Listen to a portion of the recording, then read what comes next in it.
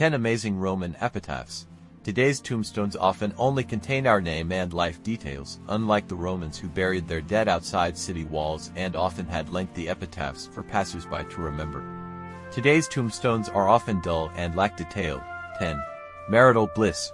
Roman funerary inscriptions reveal a deeply loving partnership between Lucius Sempronius Firmus and his wife Furius Bess, who were married since youth but short-lived due to unfortunate circumstances.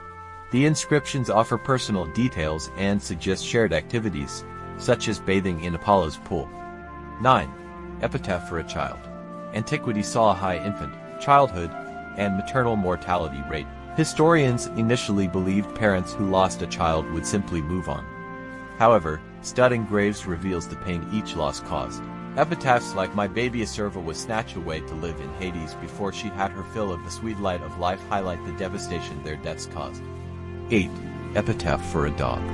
A Roman tombstone from the 3rd century AD, dedicated to a dog named Pearl, provides insight into the treatment of beloved pets. The dog was taught to roam freely, chase game, and endure beatings without restraint or heavy harnesses. Despite barking, no one feared his barking. Pearl's fate is covered under the plaque, indicating that while some dogs endured severe beatings, some were kept as companions and lapdogs. 7. More doggy epitaphs.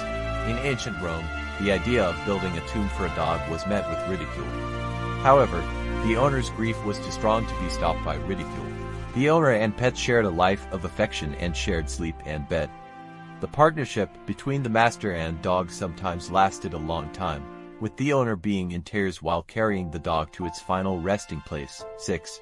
What makes life worth living? Roman life included quiet moments for study, work, or enjoyment. A tombstone reflects Tiberius Claudius Secundus' beliefs, suggesting baths, wine, and sex make life worth living, while he lived 52 years. Merope, a slave, created this for her husband, herself, and their descendants. 5. Regina. The lives of 2 slaves on Hadrian's Wall. Hadrian's Wall was a significant Roman city, housing thousands of people. A tomb discovered there showcases a woman with a distaff, symbolizing household work.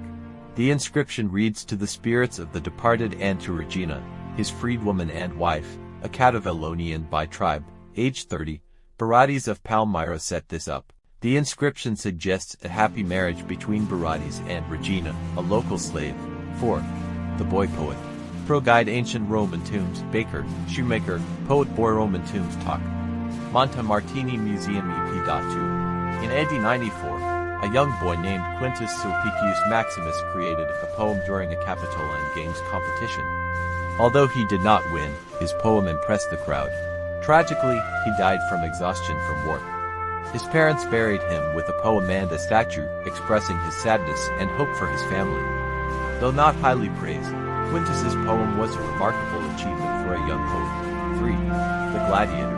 How deadly was gladiatorial combat? Gladiators, often in exotic attire, symbolized Roman bloodlust in popular culture.